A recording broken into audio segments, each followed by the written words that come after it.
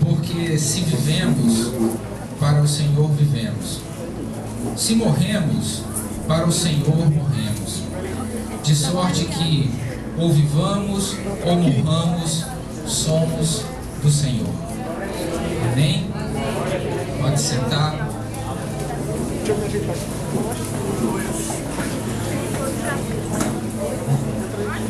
Nós, 15 dias atrás, nós pregamos sobre uma mensagem cujo título era Os Olhos Abertos para o Senhor. E eu estava meditando hoje no livro de Jó e meio que uma continuação daquela mensagem, né, me veio, mas eu optei por pregar Romanos 14, versículo 8, nessa noite, compartilhar com os irmãos essa mensagem. Amém? Glória a Deus. O capítulo 14 de Romanos, ele aborda um tema doutrinário. O apóstolo Paulo, na verdade, nesse capítulo, ele dá um show de doutrina à igreja de Roma. Nós encontramos nesse capítulo, de uma forma geral, o apóstolo fala sobre julgamento. O nosso dever de não julgarmos o nosso irmão. Ele diz isso de forma geral neste capítulo 14. Mas nós escolhemos o versículo 8 desse capítulo, que fala sobre viver para o Senhor. Eu fui tocado por esse versículo e creio que esse versículo tocará também o coração dos irmãos. Nós precisamos pregar aquilo que fala conosco, porque certamente o Senhor falará também com os seus irmãos, com os nossos irmãos. Nós podemos identificar nesse texto algo curioso. O apóstolo Paulo, ele no meio da sua doutrina, no meio das suas, como nós dizemos aqui, né, no meio do cajado, né, ele estava lá sendo duro, sendo rígido com os irmãos de Roma, com a igreja de Roma, doutrinando aquela igreja. E de repente, no meio do capítulo, mais ou menos no meio do capítulo, ele aborda esse tema de viver para o Senhor. Ele meio que sai do contexto doutrinário e ele leva a igreja para uma reflexão. Eu fico imaginando que quando nós nos convertemos, nós, obviamente, a conversão sendo genuína, nós estamos automaticamente prontos para ir para o céu. Mas nem por isso nós vamos. Seria estranho, né? A pessoa aceita Jesus e morre, né, na mesma hora. Seria uma coisa meio estranha. Poucas pessoas queriam aceitar Jesus nesses termos, né? Minha tia foi missionária na Espanha. E lá, entre os missionários, ela ouvia muitos testemunhos do campo missionário. E ela ouvia um testemunho até, se não fosse trágico, seria engraçado. Em uma tribo indígena, né, os missionários ganharam algumas pessoas para Jesus. Entre essas pessoas, eles ganharam o cacique da tribo. E aí souberam, né, tiveram a notícia de que esse cacique evangelizava os outros índios. E quando o índio aceitava Jesus, ele ia lá e executava o pobre do índio, do novo convertido. Ele matava o novo convertido, com a desculpa de que ele não se desviasse, para ele ir para o céu logo se encontrar com Jesus. Veja que é absurdo.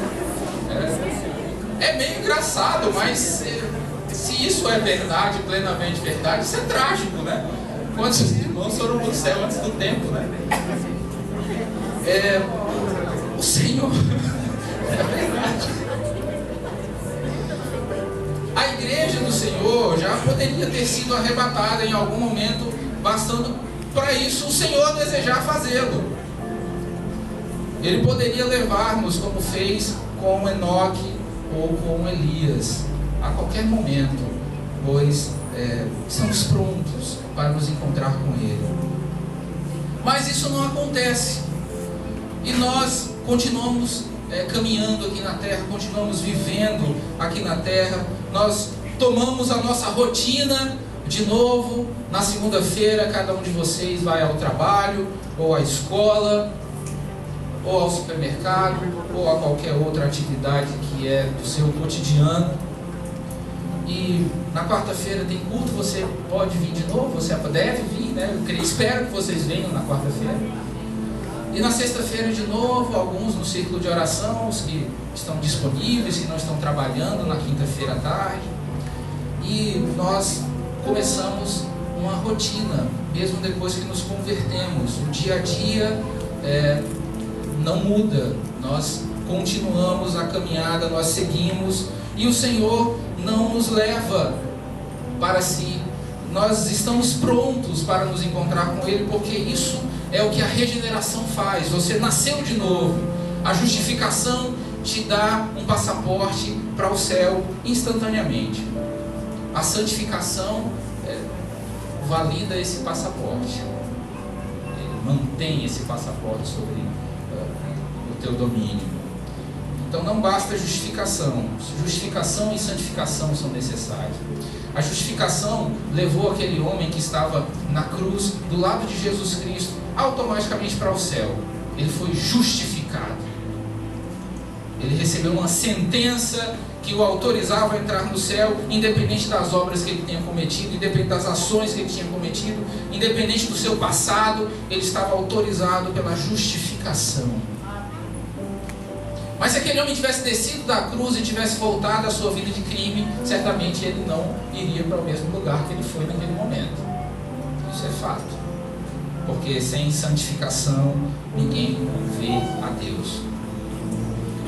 Então o apóstolo Paulo levanta esse questionamento, né? Esse ponto no meio da sua doutrina. Porque se vivemos para o Senhor, vivemos. E aí eu pergunto, o que é viver para o Senhor? Por que nós estamos aqui? Por que você tem a vida que você tem? Por que você se conduz na sua vida da forma que você se conduz? Por que você ainda está aqui e não foi tomado para o Senhor? Porque a igreja ainda está aqui e não foi tomada para o Senhor? Porque nós estamos ainda aqui? Qual a razão da nossa existência, de nós estarmos aqui nesse bairro, nessa cidade, nesse estado, com esses relacionamentos, com esses vizinhos que você tem, com essa família que você não escolheu, mas tem? Por que você está aqui? Se você já está pronto para ir para o céu. Nós estamos aqui porque nós precisamos ser sal desse mundo. Nós estamos aqui porque nós precisamos ser luz desse mundo. Sabe, eu li um texto do Spurgeon que dizia o seguinte: não esconda aquilo de Deus em você. Você nasceu para brilhar. E eu não estou falando aqui de fama, de ser um superstar, de uma estrela, de ser alguma celebridade pop. Não é isso que eu estou falando. Você nasceu para brilhar como luz desse mundo. Você está aqui com um propósito. Você não foi chamado para ser uma cidade, numa campina, numa planície. O Evangelho diz que você foi chamado para ser uma cidade edificada sobre um monte. O Evangelho de Cristo precisa brilhar em nós. A luz do Senhor precisa brilhar em nós. Nós não temos luz própria. Isso é importante. Quando a pessoa começa a achar que ela tem luz própria, ela começa a se achar acima da média, né? Isso é um problema. Achar-se acima da média não é legal, não é bom. Glória! Irmãos, eu não sei se vocês aí no fundo escutam, mas eu tenho uma assessoria aqui atrás, sabe? De vez em quando eu começo a rir aqui, é porque vocês não escutaram, mas eu escutei aqui. Eu tenho uma assessoria abençoada aqui atrás que me ajuda na mensagem. Então nós não temos luz própria, nós não somos estrelas, né, deste mundo, nós não atraímos holofotes para nós mesmos. O Senhor nos chamou para nós brilharmos a luz dele. Quando ele propôs essa parábola no Evangelho, no Sermão da Montanha, ele disse: olha, não se esconde uma lâmpada debaixo de um móvel, mas se coloca ela num lugar alto para que ela ilumine toda a casa. Isso fala do teu testemunho com os teus relacionamentos diretos, as pessoas do teu convívio, as pessoas da tua casa. Você precisa brilhar lá na sua casa. Você precisa ser luz lá na sua casa. E aí ele usou um outro exemplo, né? Você precisa ser como uma cidade edificada sobre um monte. Isso fala de coletividade. Ele está falando da igreja, o conjunto de luzes que formam a cidade. A cidade não está na planície, a cidade está sobre um monte. Porque uma cidade sobre um monte é impossível de ser escondida.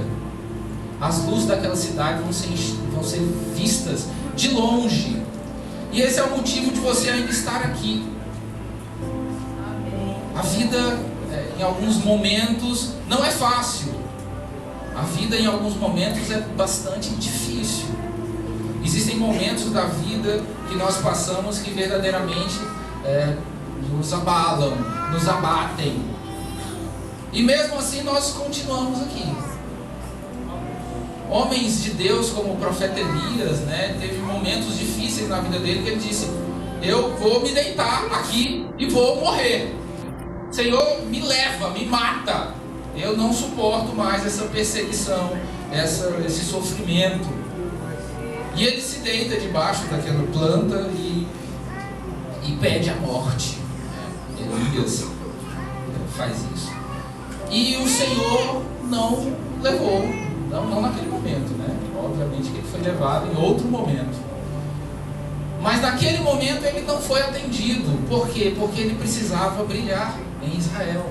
Ele precisava ser uma influência para aquele povo, influência positiva para aquele povo. Então por que você está aqui? Qual a razão da tua existência, da tua vida? Com quantas pessoas você conversou hoje e quantas delas foram influenciadas por você da forma que o Evangelho é descrito na Bíblia, que influenciava as pessoas? Filipe se encontra com o eunuco da rainha e ele corre, cola no carro e já pergunta: né, o que você está lendo aí? Você está entendendo o que você está lendo? E ele leva a palavra para aquele homem sem pestanejar, sem duvidar. Ele vivia o Evangelho. Ele influenciava as pessoas positivamente. Você está aqui para ser um dispenseiro do Senhor. Aleluia! Você ainda está aqui para fazer a obra do Senhor.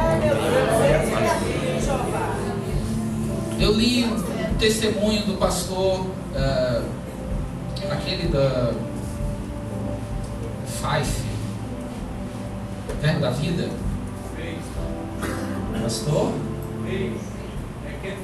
Isso, pastor Reagan.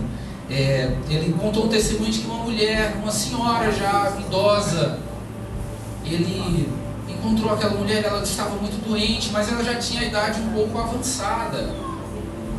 E quando ele encontrou-se com aquela mulher e ele dialogou com ela nem lhe pediu oração para ser curada, para ter sua saúde restaurada.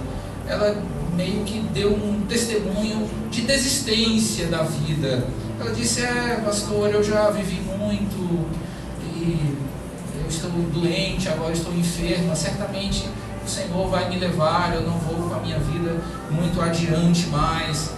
E o pastor Kenneth Reagan, usado por Deus, ele disse: não, isso não é verdade. E ele ministrou cura na vida daquela mulher. E ela foi restaurada da enfermidade dela. E ela, que já tinha a idade avançada, ela viveu mais 15 anos. Essa mulher morreu com quase 90 anos de idade. E durante esses 15 anos ela ainda levantou um ministério de intercessão. E foi usada por Deus em vários congressos, em várias obras que aconteceram depois da cura daquela mulher. Então, certamente, se ela tivesse lido esse versículo, é porque se vivemos para o Senhor, vivemos. Enquanto você está vivo, enquanto você está aqui, há um motivo, há um propósito, há um porquê da sua existência. Você não está aqui por acaso, de passagem nessa vida, sem fazer nenhum significado, nenhuma falta para a vida das pessoas que te cercam. Se qualquer um de nós morrêssemos hoje, que falta nós faríamos para as pessoas que têm algum contato conosco? O quanto nós estamos influenciando as pessoas positivamente, a ponto de sermos, de sentirem a nossa ausência, a nossa falta. Em que tem se resumido a sua vida? Que é, na verdade, viver para o Senhor, que essa expressão que o apóstolo usou aqui, porque se vivemos para o Senhor, vivemos. O que é viver para o Senhor? Como a gente poderia definir viver para o Senhor? Eu poderia listar uma infinidade de atividades espirituais aqui, sabe?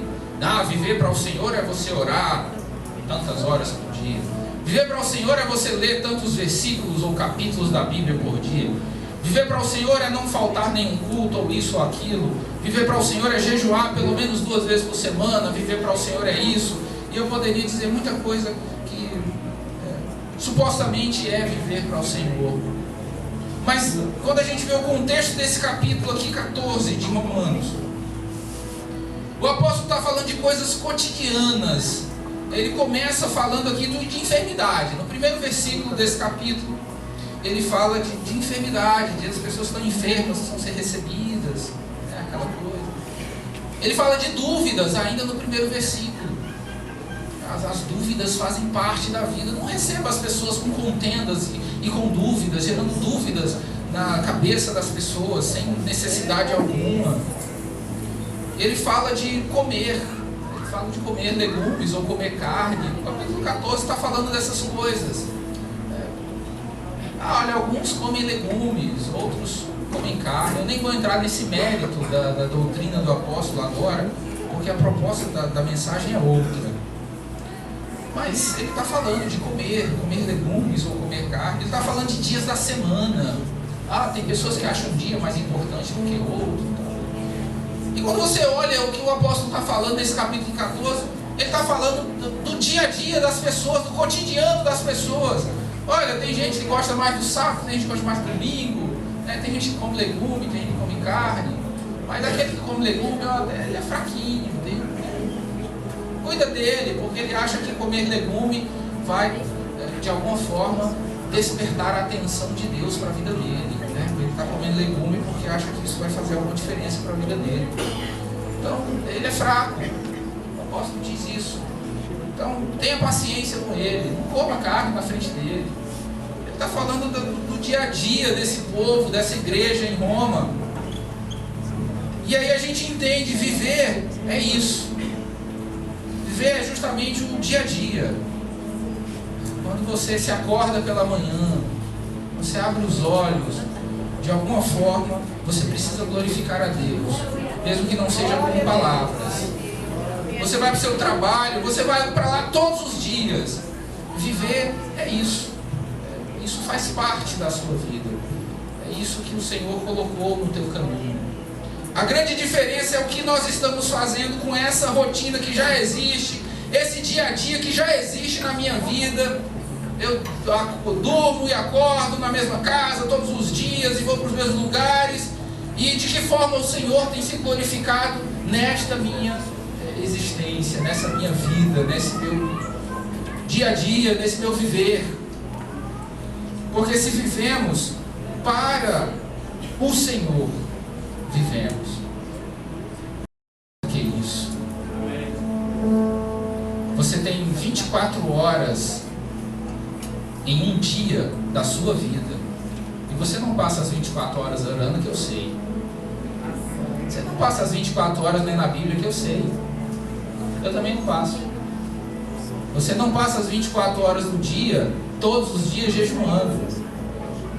Eu sei.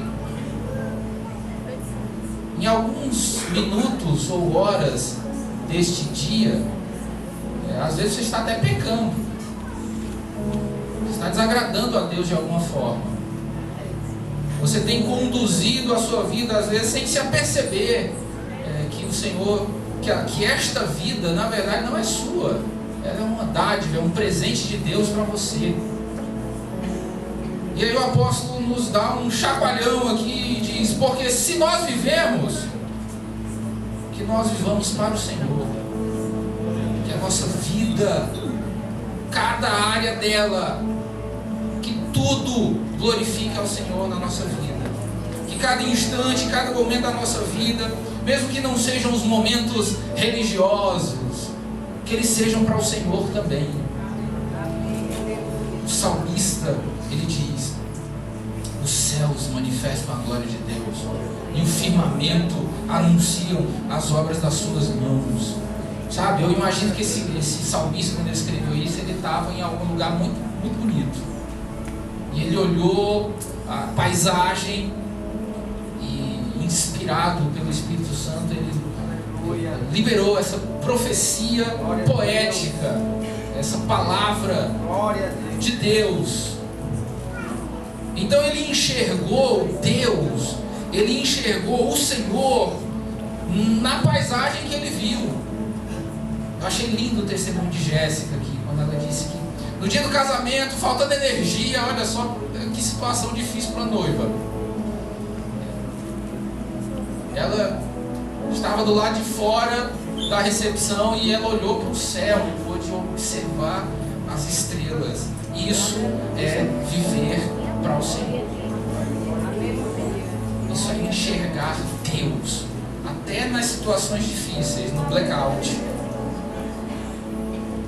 O primeiro versículo da Bíblia, os primeiros versículos da Bíblia nos ensinam algo profundo. E foi manhã e tarde, no primeiro dia. Ou seja, desde o começo de todas as coisas, o Senhor fez dia e noite. Ele quer nos ensinar alguma coisa. Olha, vai ter momentos que vai ser tranquilo na sua vida, você vai estar na bênção, mas vão haver noites também. Essas noites vão ser escuras, elas vão ter dificuldades, elas vão ter momentos duros, elas vão ter momentos difíceis. E aí Jesus fecha com chave de ouro dizendo: mas tenha bom ânimo, eu venci o mundo. Então, momentos de dia, momentos de noite, momentos difíceis, momentos fáceis, momentos alegres, momentos tristes. E vida é isso. A vida é exatamente isso. Por mais que a gente queira filosofar, ou enfeitar, ou dizer que é só vitória, só vitória, só vitória, a prova acabou e agora é só vitória, não é. Infelizmente o hino não foi muito teologicamente correto. Glória a Deus. Eu também. E aí nós identificamos nesse contexto que viver para Cristo é exatamente isso. É passar pelas dificuldades, mas com bom ânimo. É passar pelos momentos bons glorificando a Ele. Viva para Ele. Nós já estamos vivendo, mas será que todos nós estamos vivendo para o Senhor?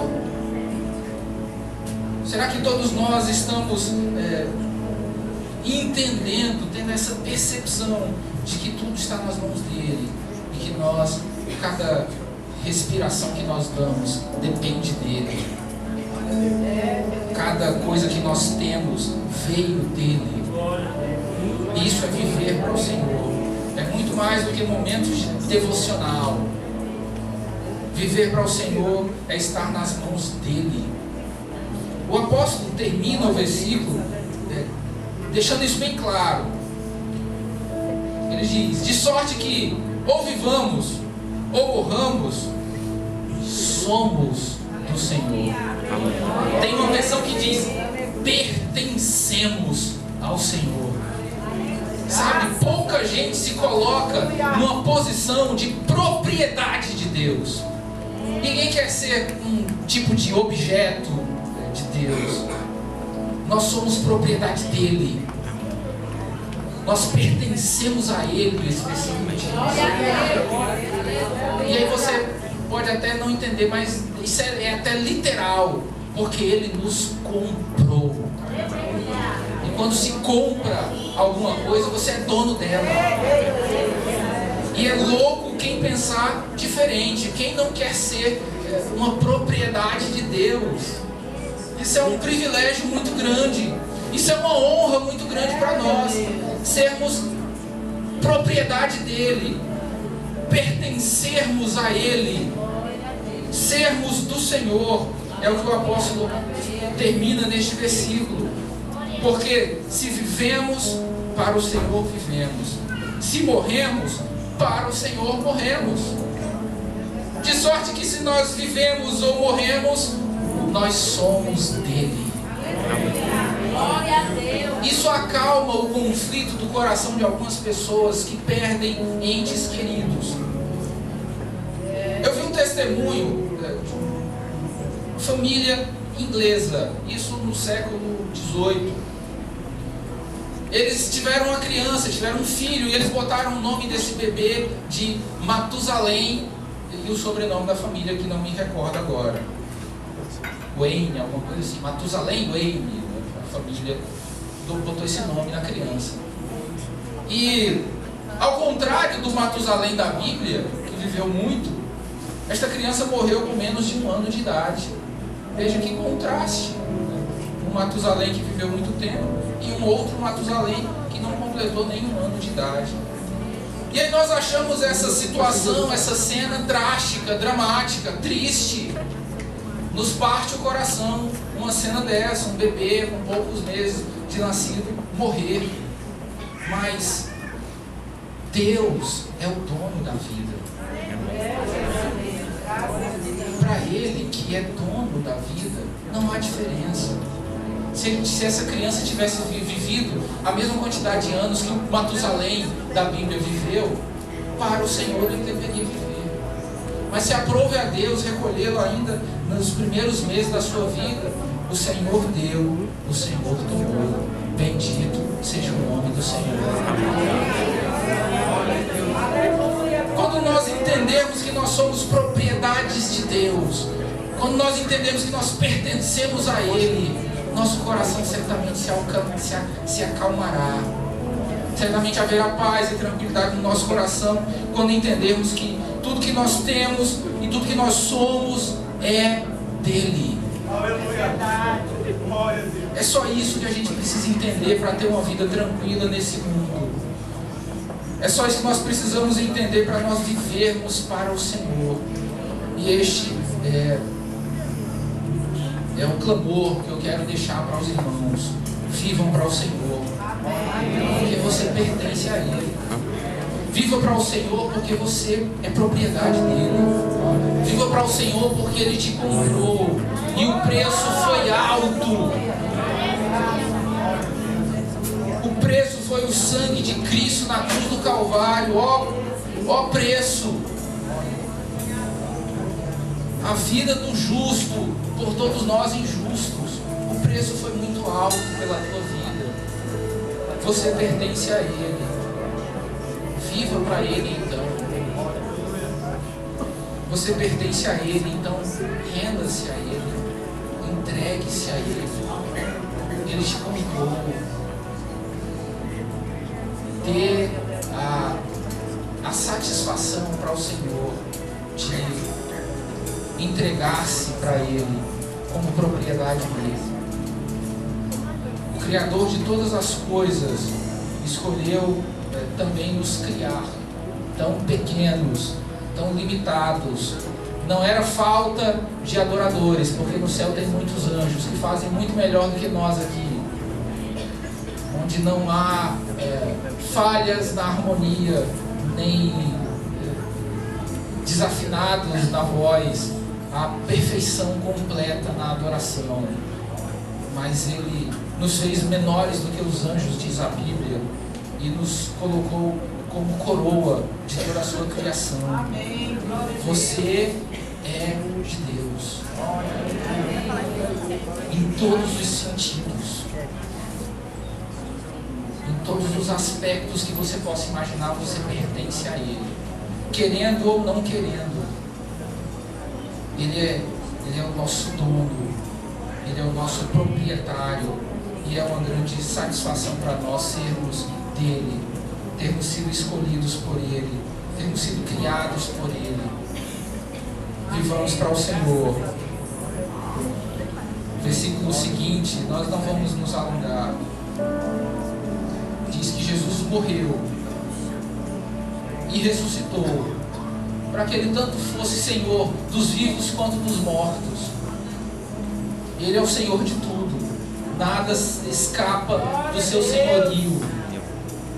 Ele ainda diz que todo joelho se dobrará diante dele. Ele comanda tudo, Ele comanda todas as coisas. Portanto, vamos viver para o Senhor, meus amados irmãos. Se você não tem vivido para o Senhor, passe a viver. E nesse momento eu faço este convite. Quem entre nós ainda não aceitou Jesus como seu Salvador e deseja viver para Deus, a partir desse momento, você viveu para si mesmo, fazendo o que bem não entendia, o que bem queria, sem nenhuma preocupação com a opinião do teu Criador. Mas aí hoje você ouviu essa palavra, você entendeu que você tem um dono, que a tua vida é apenas um presente, que a qualquer momento pode ser requerido, e não há como fugir disso. A nossa vida é como a erva do campo, diz o profeta Isaías, e de manhã floresce e à tarde já foi. Então entregue a sua vida a Cristo nessa noite. Se você deseja viver para o Senhor a partir de hoje, se você tem consciência, eu convido a igreja a ficar de pé.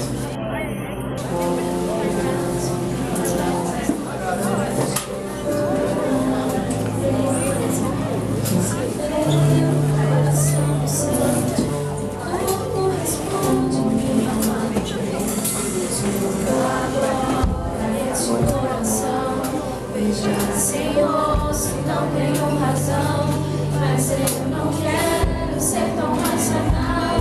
Espírito Santo pode se achegar e fazer morada, e fazer morada. Espírito Santo mora em mim. O meu coração é o teu lugar, nossa morada. Eu te convido pra mais me deixar. Faça morada em mim, faça morada em mim, faça morada em mim. Quem deseja viver para o Senhor nessa noite, mudando completamente a sua vida, ser propriedade exclusiva dele, viver para ele, dê um sinal, nós vamos orar por você. Se há alguém no nosso meio que ainda não aceitou Jesus e deseja aceitar nesse momento, dê um sinal e nós vamos orar por você. Glória a Deus.